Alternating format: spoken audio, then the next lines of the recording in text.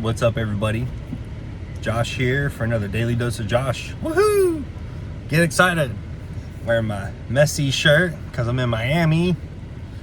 Love it. Got the kids out here practicing over here at Rural Fitness. Man, I really love this place. And one of the big things I realized is, I went to this retreat by Dr. Joe Dispenza. And one of the things that I've been learning is how to open my heart again. Not an easy process, but I've been taking those things and I've been living by a vision of the future instead of a memory of the past.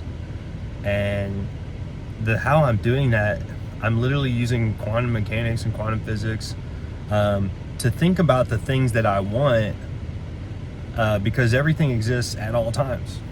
Okay, so the cool thing about understanding that is when I can collapse a timeline by simply observing what it is that I want, right? The things that I want. And some of that stuff that I want isn't like, oh, I just want to be a billionaire and I just want to be this or that. It's like, no, actually some of it is I want to be a good dad.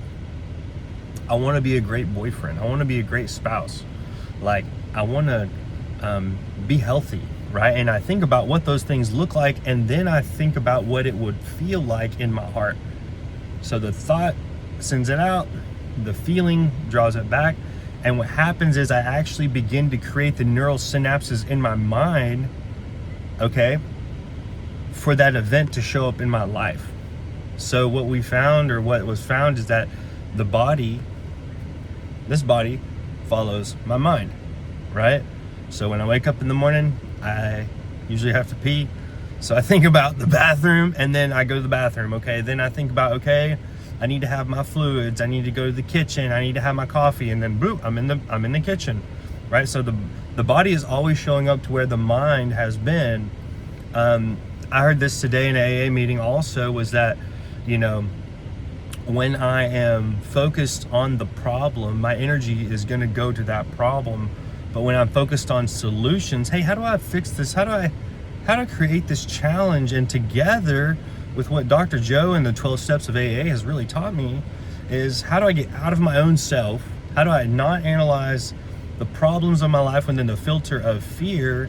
And how do I get into solution-based thinking and create? I am a creator. And I think so often we get lulled to sleep in the fact that we think that we're not creators. And I don't want to get too deep into that exactly, but the fact of the matter is, whatever you believe is, you are the creator in your life, and your personality is creating your personal reality.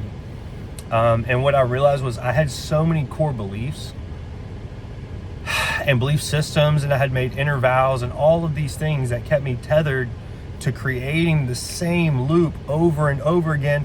And I would go to a new place, and the same people and the same circumstances would show up in my life. Why? Because I was in the new place. Go figure, right?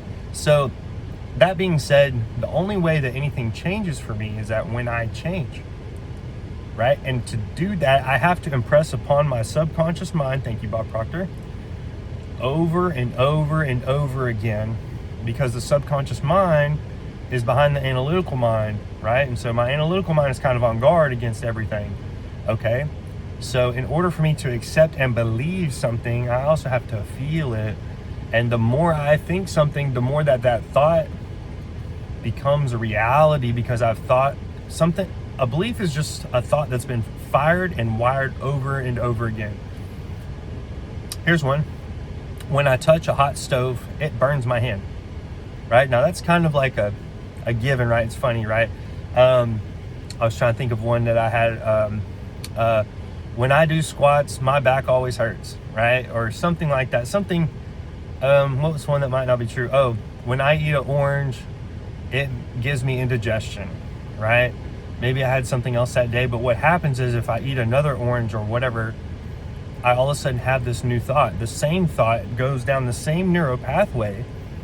And if I do it enough times, it becomes a belief. Hey, when I eat an orange, bam, and then I say it out loud with my mouth, I'm actually verbally confirming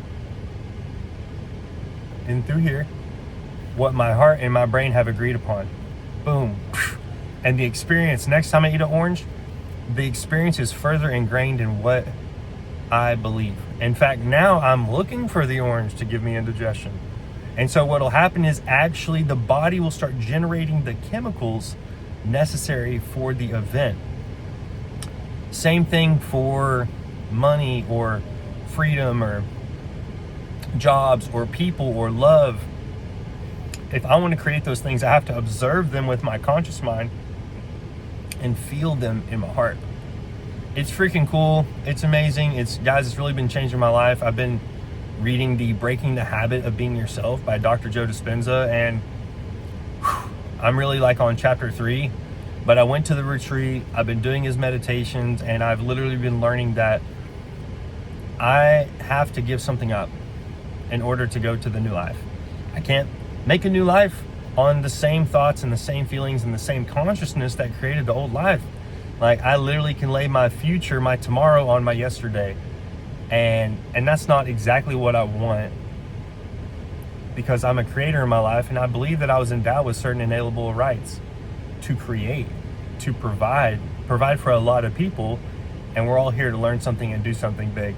So I love you guys, and I hope you're all having a blessed Sunday. Let's talk soon.